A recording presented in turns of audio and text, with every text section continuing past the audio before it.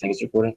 Yeah, there it is. Okay, so what's up, guys? Today is Thursday, the 8th of October. Vector quantities, what does that mean? You should know that. You should be able to write that down. This is the unit for force. The symbol is capital N. It stands for newtons, named after the guy that kind of, figured that whole stuff out, Sir Isaac Newton, or Mr. Fig Newton. Just kidding. The term net force, what does it mean? What is the symbol? So when we have to do our problems, all right, it's capital F with a subscript of the word net. It is the sum of all the forces acting on an object. Okay, now the problem with net force, there can only be one net force. That you need to know. There can only be one net force. This one, you have to calculate or determine the net force of the following objects. On the second dude over here, you're going to draw in the net force with the correct magnitude. So there's only one force on here, so guess what? That is the net force. So we have a 3 Newton force going to the left. The second one, you have a 3 Newton force to the left and 8 Newton force to the right. So opposite directions, what do?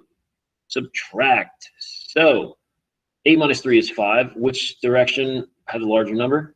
The right side. So we're going to draw an arrow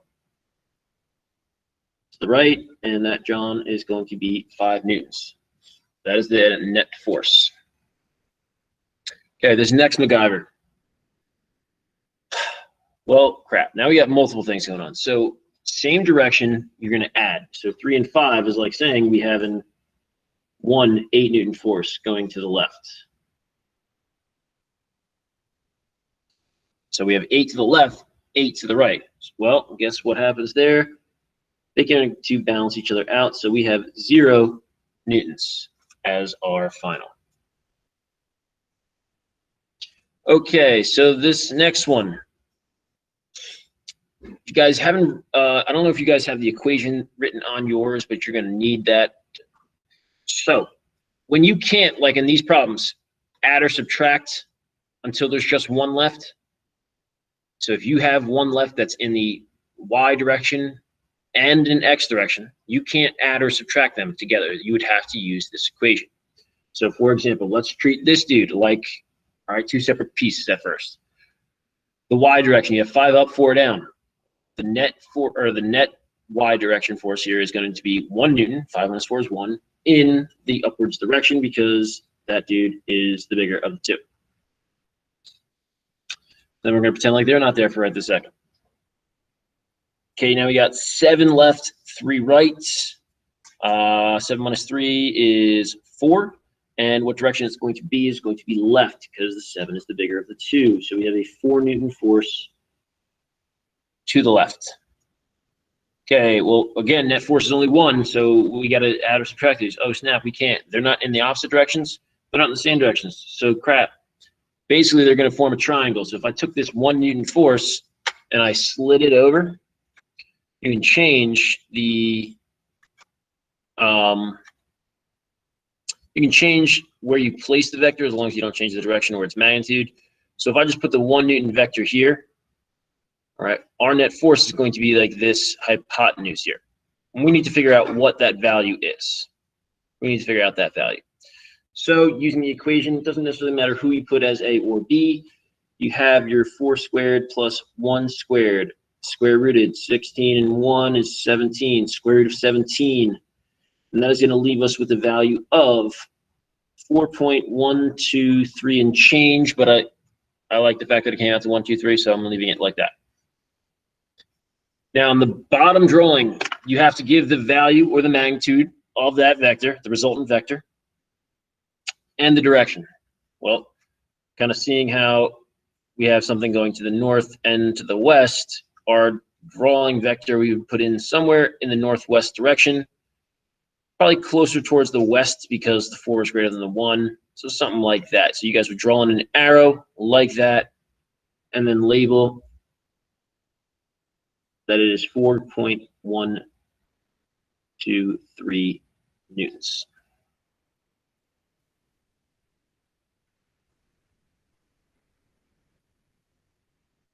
You will have a problem like that on your test. Okay. We good? Good. Turn it around.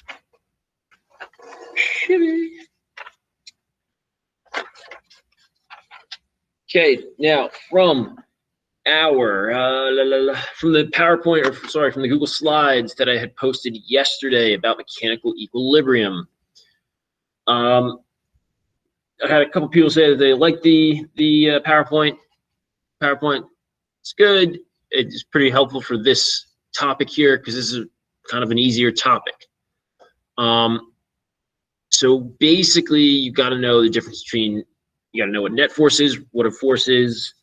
You have to know what a net force does. And then when an object is in equilibrium. So just kind of gauging back to our PowerPoint. If I can do that here. So a body with no net force acting on it is said to be in equilibrium. There can be two types of equilibrium: at rest, which is what we call static, or moving at a constant velocity, which we call dynamic. Constant velocity means constant speed in a straight line. Now, a body that is under the influence of just one force cannot be in equilibrium because nothing can balance it out. This is very, very important. What's in the thought bubble here? You can have many different forces acting on it, still have a net force of 0. Net force, if you have no net force or the net force is 0, that means there is no change in motion. That is humongous to understand. So going back, if the net force is 0 on an object, what happens to the object's state of motion? Shabam, there's no change. It's going to keep doing what it is doing. Now, what would be considered a change in motion? A change in motion could be a change in direction or a change in speed, either speeding up or slowing down, which is going to cause or be affected by some sort of acceleration. For something to accelerate or change its velocity, there needs to be a net force that causes that. Now, what if the net force is not 0? What happens to the object's state of motion? There's going to be a change. There's going to be a change in motion. Again, what would those kind of changes be? A speed up, a slow down, change in direction. So essentially, you're changing your velocity.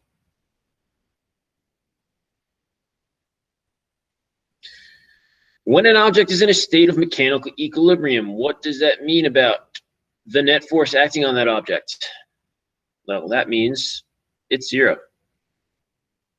The net force acting on the object is 0. What is happening then to the object's state of motion? Well, if it's in a state of mechanical equilibrium, again, if they're talking about here, the net force is 0. What happens to the object's state of motion? It's not changing. There's no change. So it can happen. It can do one of two things. It can be at rest or moving with a constant velocity. And a constant velocity, again, means straight line, constant speed. Write a single equation that represents that an object is in a state of mechanical equilibrium. This was in the PowerPoint yesterday. This Greek symbol here is sigma. It's like sideways capital M. Sigma F equals 0. This symbol stands for the sum of. Well, the sum of what? Capital F is forces. So it's the sum of your forces equals 0. That's telling us that this dude is in a state of equilibrium. We are not 100% sure which one because we haven't seen or listened or read the problem. There are two types of mechanical equilibrium. What are they? What do they mean about the object's state of motion? So you have static, which means it's at rest. Static equilibrium means the object is at rest. And then you have dynamic, which is telling us that the object has a constant velocity.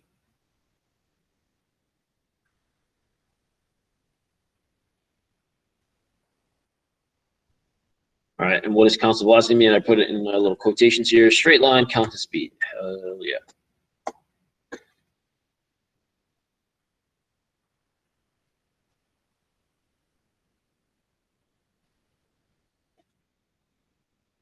All right, now number 10 says, consider the following object. Is Jude at the right. They wanted to know, is it in a state of mechanical equilibrium? Explain how you know this. All right, well, let's see. What is the net force on this thing? Same directions you add them. 2 plus 3 is 5. 6 plus 6 is 12. 7 plus 5 is 12. And we just got one guy down here. So you have 12 left, 12 right. Balance each other out. You got 5 up, 5 down. Balanced each other out. So is this object in a state of mechanical equilibrium? Yes. And how do you know this? The net force on the object is equal to 0.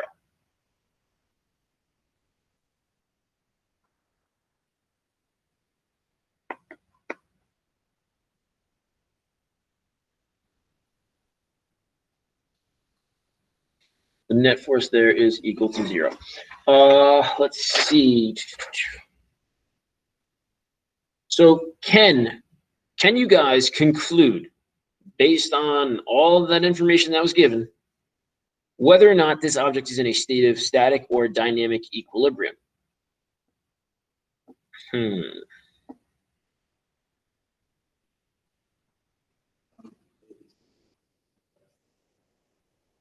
All right, so we got someone that said static because it's at rest because there's no net force moving on it.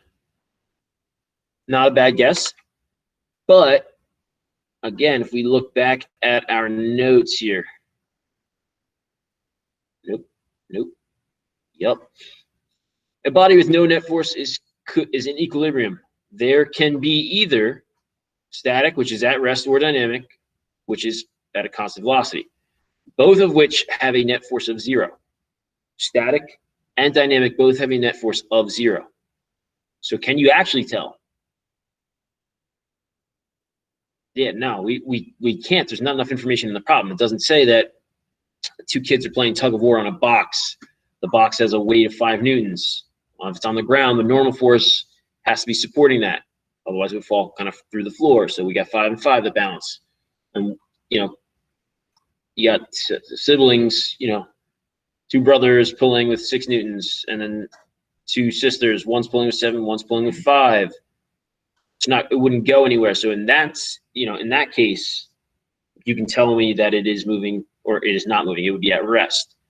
But if you just said that these 2 kids were pulling on this box, but the box is moving at a constant speed in a straight line, well, the net force is 0. Therefore, it would have to be in a dynamic equilibrium. So you would kind of mention something along those lines for that problem. There's not enough information given. All we know is that it is in a state of equilibrium. We can't tell whether it's static or dynamic. All right, just based on that information. So what can you conclude then? With certainty, what can you conclude with certainty about this object's state of motion? And what can't you conclude? Well, what you absolutely can conclude is that there's going to be no change in motion. We don't know what exactly it's doing. We don't know whether it's at rest or it's in a straight line at a constant speed. All we know is that there is, all right, what can't we conclude? Whether it's at rest or moving at a constant velocity.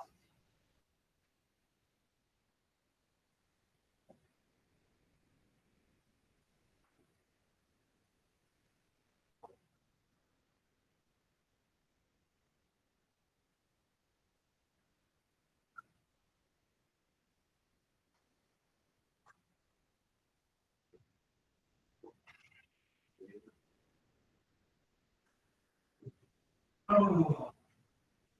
So close.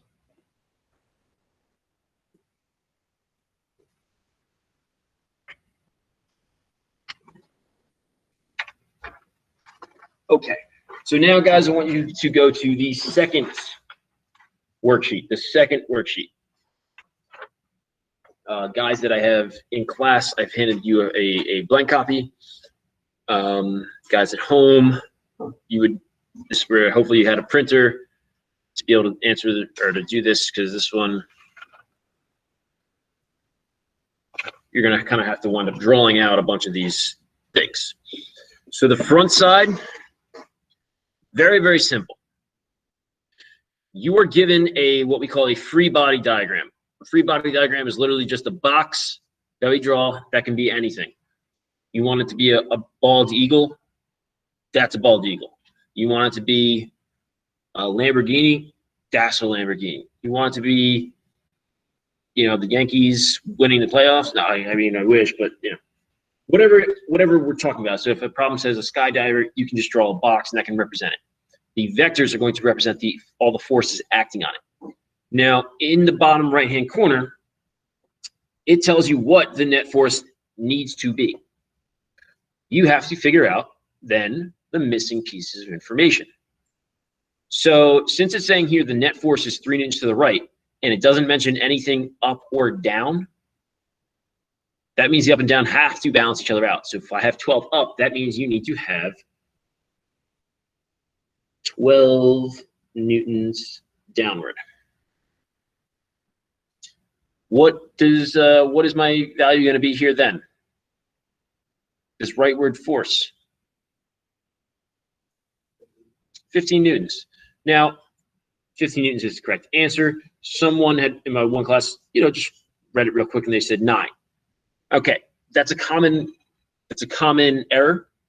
So my suggestion would be, even if you know it, or you're 99.9% sure, just write it down here, right? So that person had said 9.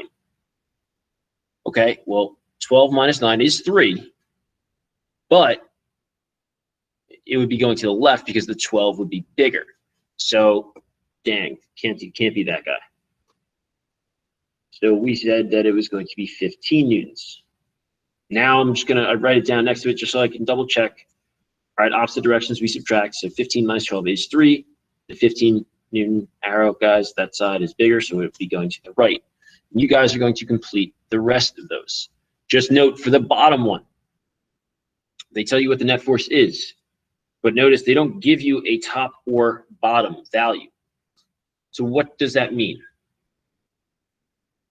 That means you can put any value there except for 0, but they just have to be the same magnitude. So if your favorite number is 23, you have to have 23 newtons up, 23 newtons down. What's your baseball number? 24. All right, I was super close. 24 up, 24 down. Anybody got a number from sport? All right, I already did 23.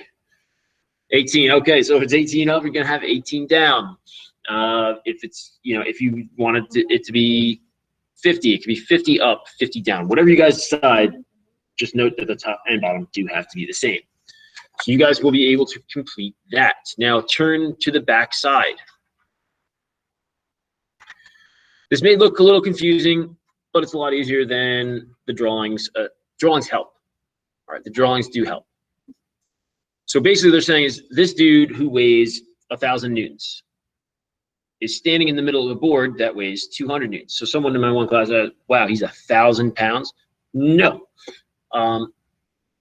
they're a little different. If you wanted to know what your weight is in newtons, the equation for weight is your mass times gravity. So I'm roughly 208 pounds currently. So what you would do is you would divide your weight in pounds, divide it by 2.2, and that will tell you your approximate weight in kilograms. Now that is mass. We measure mass here in kilograms, so kilograms times gravity. All right, the actual value is 9.8. We use 10 in here, so if I just multiply this by 10, I'm roughly 945 newtons. So this guy's probably like 220 pounds, give or take. So not 1,000. All right, just wanted to throw that out there. So there are 2 scales. The weight here is all concentrated in the center. The dude here is at rest. So if you're at rest, that means the forces have to balance each other. Otherwise, there's going to be some kind of motion. All right, there's going to be a change in motion. So we need to figure out how much force is going downward total. 1,000 and this 200. So we have 1,200 newtons downward.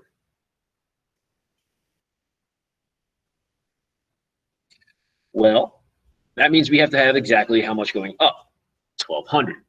Now, if he's in the dead center of this board, what would make sense for both scales to read?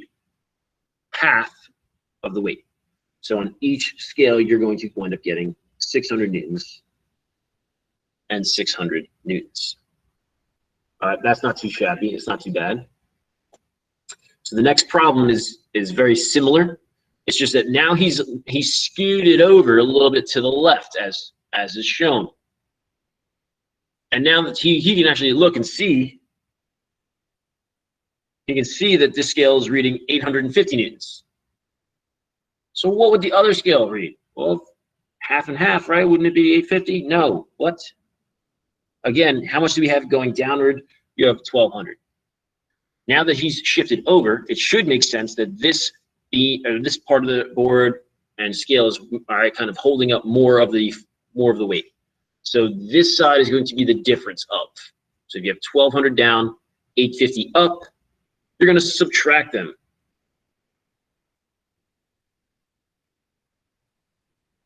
And that's going to give you 350. 350. Lock down bonds there. Anybody? 350? All right, someone got it. First one today. Yep, perfect. South Park. You haven't seen it? You can YouTube it. South Park. Just type in South Park, Loch Ness Monster. And it's, I don't know why, geez, that episode probably came out when I was in like 4th grade, 5th grade, long time ago. Okay, number 3 is just like the top 2. So I'm going to leave you to do that on your own.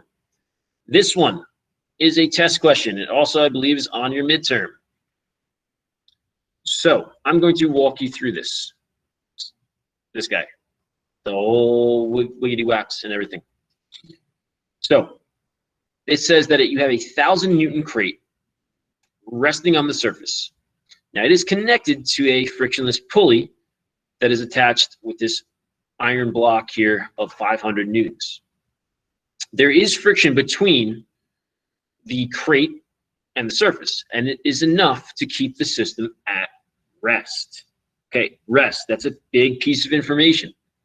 Okay, because at rest means equilibrium. Equilibrium means net force has got to be equal to 0. So that helps us out a bunch. So we have to figure out the magnitude of each of these forces. Well, they only give us 2 numbers. The crate is 1,000 newtons, so that means this weight here is 1,000 newtons. Let me do this in red so it shows up a little bit better.